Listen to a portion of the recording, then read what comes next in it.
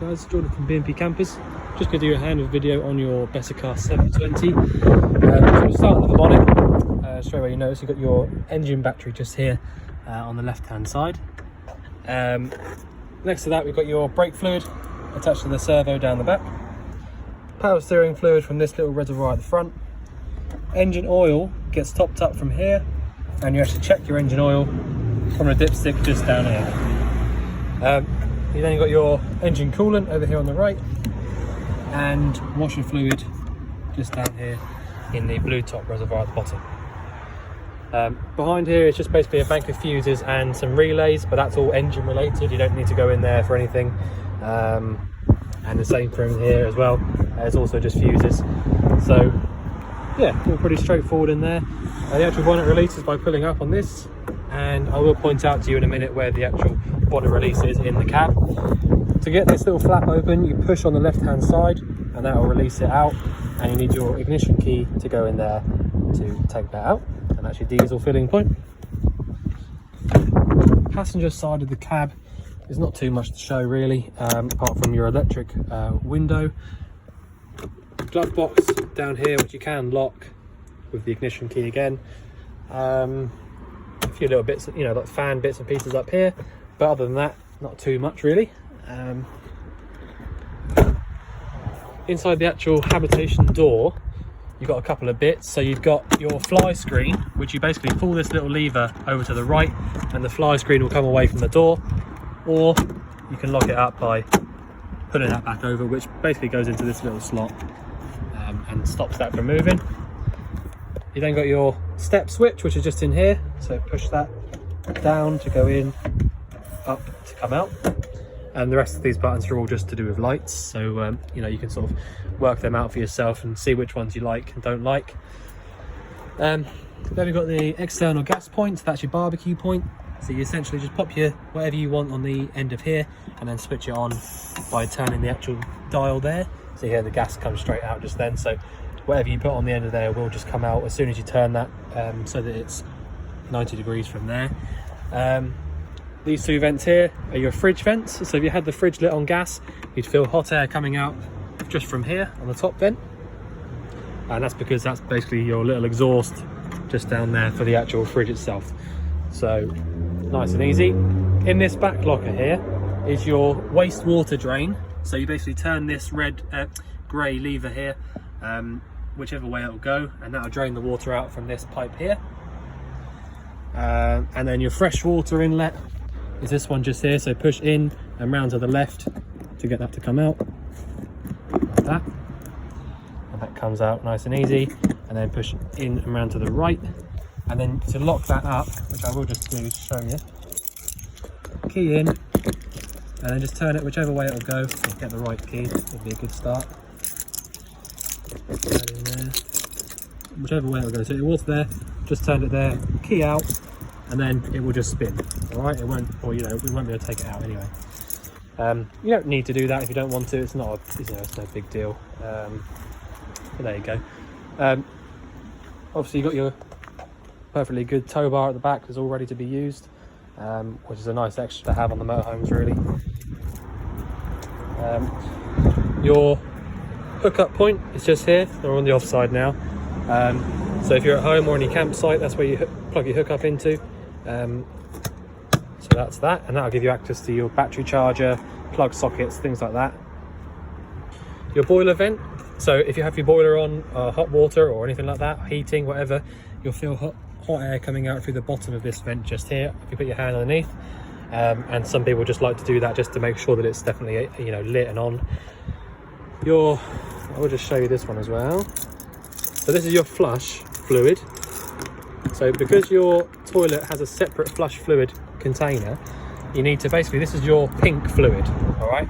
So pre-mix or buy a pre-mixed flush fluid, whichever way, and then pour into here about 2 or 3 litres, and you know, then just basically keep doing that, and whenever you sort of run out, but 2 or 3 litres is plenty, and it will last quite a long time. So yeah, that's where your flush fluid goes in, and then you basically just pop your key in and turn it to lock that up. Key in and turn, key out. And then the one underneath is your toilet cassette locker, so you need to push both of these buttons in at the same time. So I'll just do that now, because I haven't got two hands. Right, so to actually take the toilet out, lift up on the bottom little yellow tab and then just pull it out towards you. You need to hold the yellow button at the back down when you're emptying it out from this point here, and then when you've emptied it out, you need to fill this up with a little bit of about a cap full of your blue fluid, give it a swish around and then pop it back in. The only thing to point out really is that you need to have the flap inside in the toilet open in order to take that out.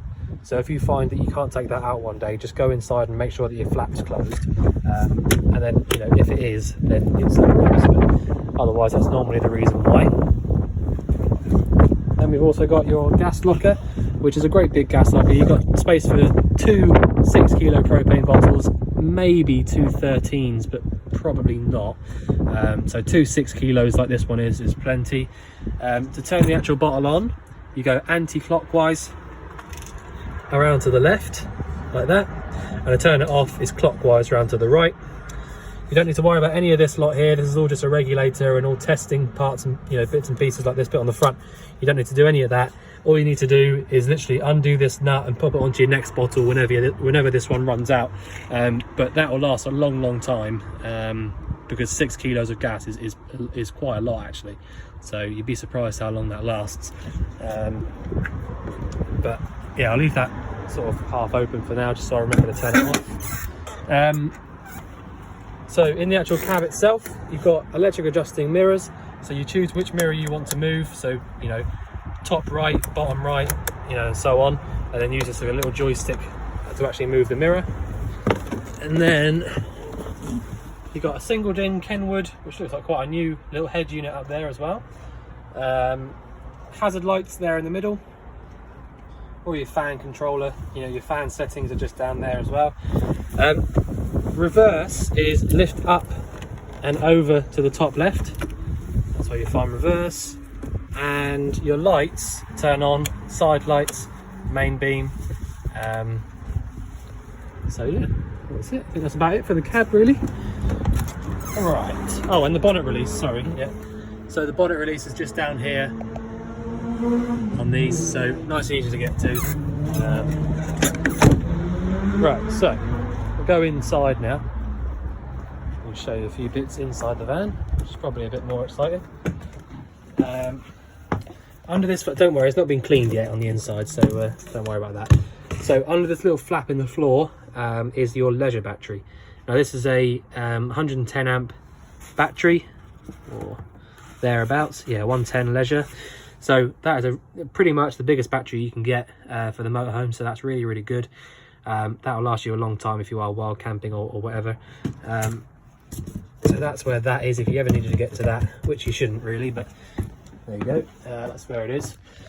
Right, so above your door, as soon as you walk in, you've got your control panel. So if I switch that on just so you can see, first thing you're going to want to do, if you're going to want to heat your water up and use the van properly, you know, get everything hot and use your shower, all that sort of stuff, then this is what you need to do, and this is very important. So turn the button on to actually turn the control panel on, switch your pump on. Now once your pump's on, you want to come to your tap and just pull it open on the hot side, and just make sure that there's no real big coughs, splatters, all that sort of stuff. The water's coming out nice and smooth. Check it on the cold. Switch the tap off, make sure the pump goes off.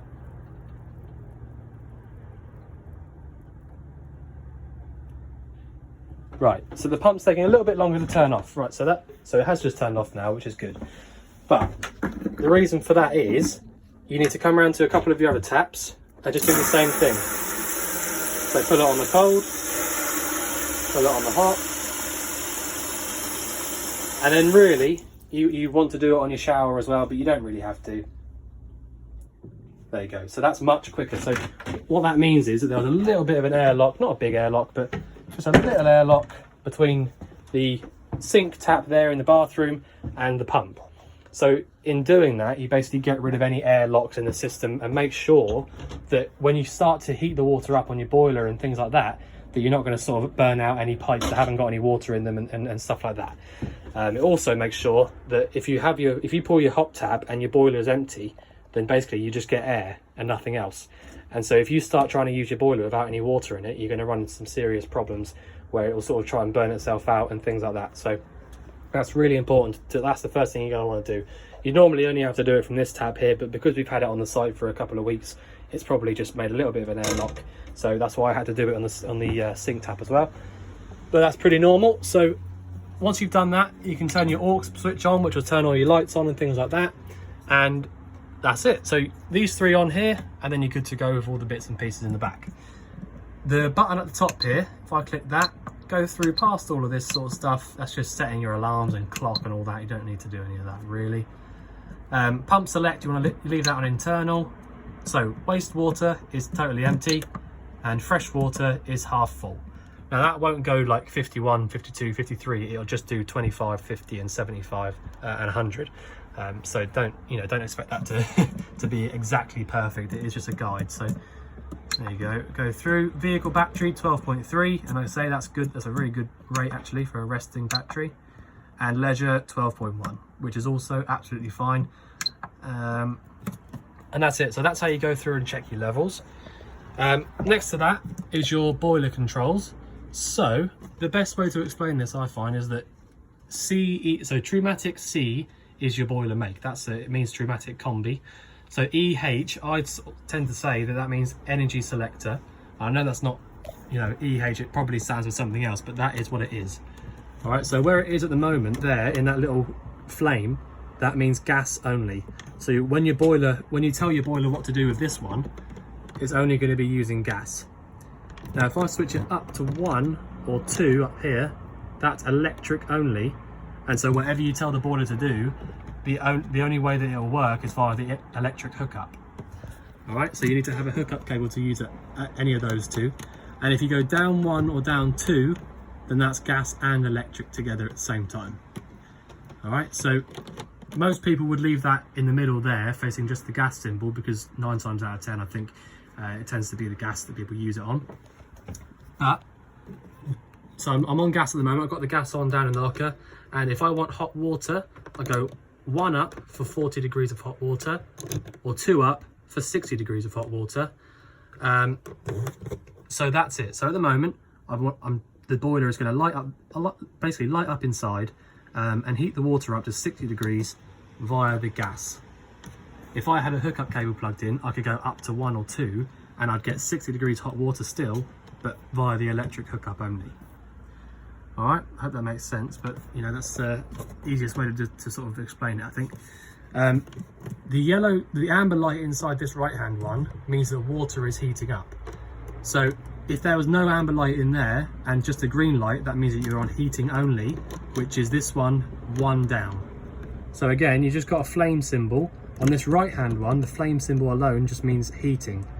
All right, so heating and on gas only. So in about 5 minutes or so, I'll start getting lots of hot air being blown out through these little black vents around the van.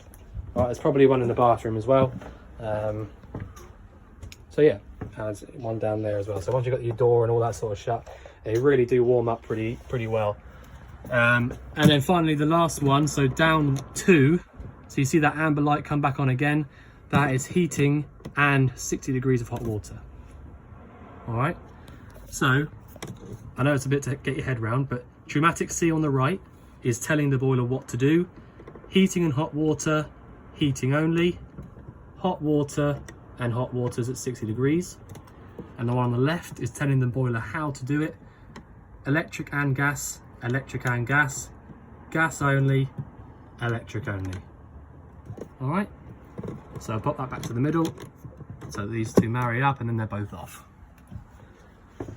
Right, so that's your boiler settings. Cooker, nice sort of range of ways that you can use the place, or use the van, sorry, because you've got this here. So if you had an electric hookup plugged in, you could use this very left-hand one, and it's basically just a hot plate. So yeah, so that's really good. It means that you can use an electric for everything really. your boiler, heating, cooking, anything you want. So that is good. The rest of them, the ignition for the grill and the oven and these 3 burners at the top, is just this button here.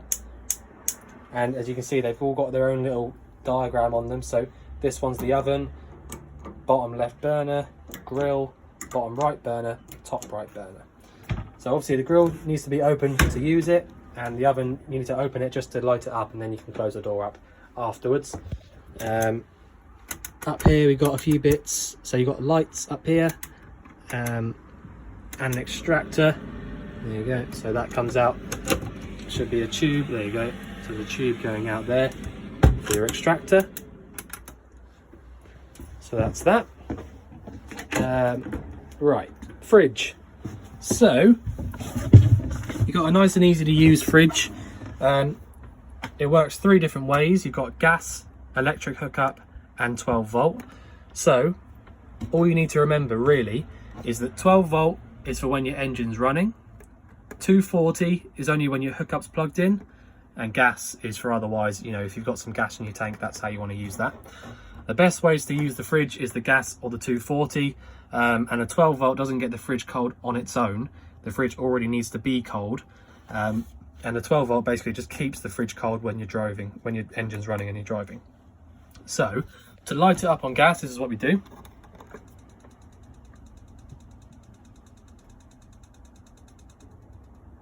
There you go. So you could hear the igniter going just then, and basically when you hear it light up and the igniter stop, that's when you know that the gas is definitely lit. Otherwise, you can wait a few minutes and go outside and put your hand over that little vent that I showed you at the start, and then you'll be able to feel warm air coming out through there, just as a sort of a double check sort of thing. And so otherwise, if you have a hookup cable plugged in, that is equally as good as the gas. You can switch it down to here, but just for now you'll only get a red light or nothing. There you go. So there's nothing there at the moment because there's no hookup plugged in. And then 12 volt will only work when your engine's running. So what people tend to do, or what I think you should do, is if you're going to go away on holiday, perhaps the night before, or at least sort of 3 or 4 hours before, if you're going to be putting things in here that aren't already cold, then put your gas or your 240 volt on for 3 or 4 hours or whatever, or the night before, and then just switch it down to the 12 volt just before you're going to start driving. And then when you get to where you're going, you can switch it back to one of these two, and that'll stay really cold in there then. But yeah, like I said, if you put things that aren't cold in this fridge and then switch it down to 12 volt, drive to where you're going, and then get there and then think, oh, there's nothing, it's not cold, then unfortunately that is just the way it is. So it's the same on all the fridges, it's not just this one. So there you go, but that's how you use that anyway. So then obviously back to the middle for off. You can lock that up just there by doing that. Your gas taps are down here, so that's your isolator taps for your gas. So if you had a problem with any of the individual appliances when you were away, you can turn them off by doing that. But you don't need to do that just because you're not going to be in the van for a couple of days or anything like that. Turning the gas off from the bottle is totally fine. So yeah, don't worry about doing that. It's only if you have a problem with something really. But there you go. It's just there as a precaution. What else have we got? So in here we've got a couple of bits. You've got your charger and heater. All right, so if you have a hookup cable plugged in, you can leave this left hand one here on all the time, all right, because that won't do anything until you plug your hookup cable into the van, and having that switch on where it is now will automatically start charging up your leisure battery. All right, so you can leave that on at all times. It doesn't do anything until you hook up. The one next to it, the heater switch, will also light up once you've got a hookup cable in, and doesn't do anything until you've hooked up. But you need to make sure that you only turn that on if you want to use the boiler on electric. All right, so don't worry about turning that on unless you want to use the boiler on electric as well. In which case, when you do plug it in, just switch it down to where it is now into the on position, and then you'll be able to use it all on electric up there on where I showed you a minute ago for your boiler. So you can leave that how it is like that. In here you've also got your TV booster and tilt and turn aerial. So you basically just loosen off this nut up here and then just copy whatever else, everyone else that's in the campsite is the best way to do it. Just copy where their aerial is, and then that should be linked up in this cupboard. Yeah, so you're already sort of hooked up there. It'll already be on this point up here, and you've got a 240 volt and a 12 volt socket ready for, you know, whatever TV you want to buy. But yeah, so you have your boiler down there. Yeah, so boiler is down here, and what do we have? Not much really, not much to show you, I don't think. No, so that's just your boiler down there. That's just looks sort of messy, but it's just, you know, a lot of wiring goes into these things, so don't worry about any of that. Just making sure. And then under here, what have we got here? Okay, good, that's what I was looking for actually. So you've got a proper shore flow pump. So that's the, you know, the top end pump that you would get on a motorhome. And this little button here, which is what I was looking for really next to the boiler, is your boiler drain. So you can also use that as a sort of a fresh water drain as well. So if you turn your pump on and then open that up, that'll just drain out all of your water from the van. So that is another way of draining your fresh water out if you want to. This here is a filter for the pump, so any water that comes to your tap will be filtered. But yeah, that's all your sort of your watery bits down there under that little cover there, which is nice. So yeah, just okay. Is there anything else I can show you? I showed you the boiler, battery, cooker, sink, fridge. Okay, right. So I think I've shown you everything I can show you. If you think there's anything I've sort of missed out, then just let us know. But otherwise, we look forward to seeing you soon to collect your van. Thanks very much.